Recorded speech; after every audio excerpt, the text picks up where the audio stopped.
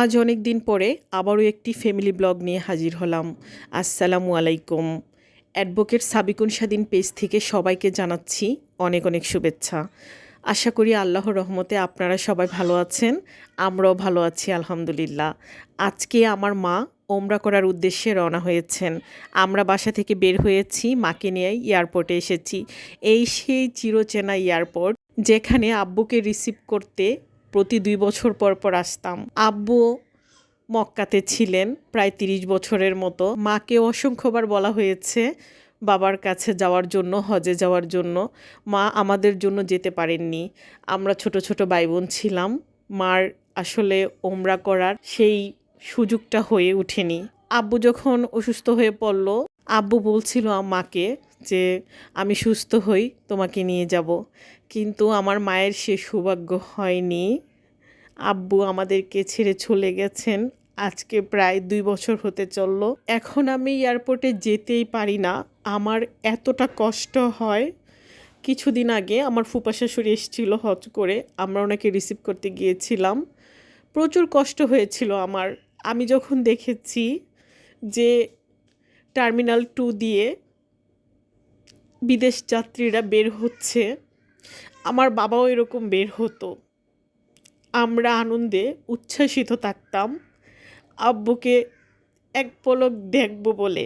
আমরা যেদিন এয়ারপোর্টে যাই ওই দিন দেখলাম অসংখ্য বাবা তাদের সন্তানদেরকে বুকে আগলিয়ে রাখছেন, সন্তানরা বাবাদেরকে জড়িয়ে ধরছেন।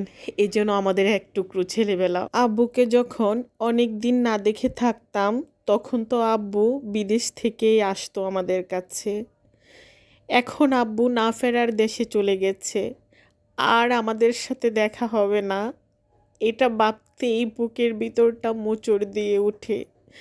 আমিও ছোট মানুষের মতো এয়ারপোর্টে গিয়ে অপেক্ষা করি আব্বুর দেখা পাবো বলে, কিন্তু সেটা আদৌ সম্ভব নয়। সবাই আমার আব্বুর জন্য দোয়া করবেন, আমার আব্বু যেন পরপারে ভালো থাকে। তো যাই হোক, আমি আসলে এয়ারপোর্টে আসলেই অত্যন্ত আবেগপ্রবণ হয়ে যাই। আমার ভাইটাকে যখন লাস্ট বিদায় দিয়ে আসলাম 2023 সালের ডিসেম্বরের 19 তারিখে, সেদিনও আমার কষ্ট হয়েছিল।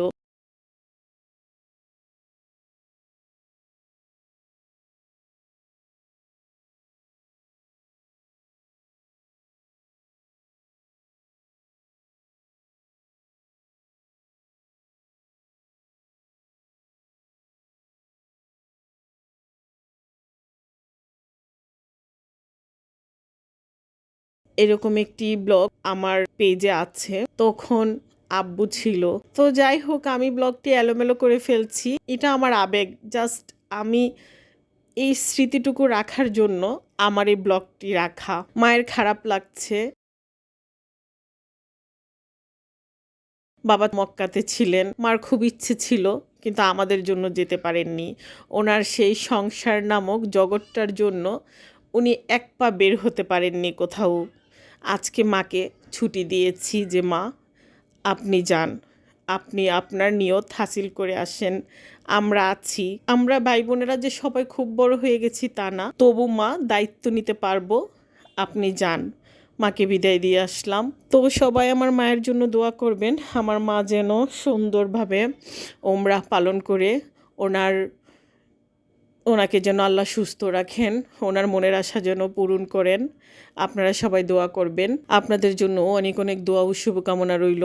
আমি ব্লগটি এলোমেলো করে ফেলেছি, জানি হয়তো বা অনেক বেশি কথাও বলে ফেলেছি। সবাই ক্ষমা সুন্দর দৃষ্টিতে দেখবেন। ভালো থাকবেন সবাই। আপনারা তো আমাদের একটি পরিবার। অনেক সময় মনে হয় যে আমাদের কিছু আবেগ অনুভূতি আপনাদের সাথে শেয়ার করি। তো সবার সুস্বাস্থ্য সুন্দর জীবন কামনা করে আজকের মতো এখানেই বিদায় নিচ্ছি। আল্লাহ হাফেজ। আসসালামু আলাইকুম।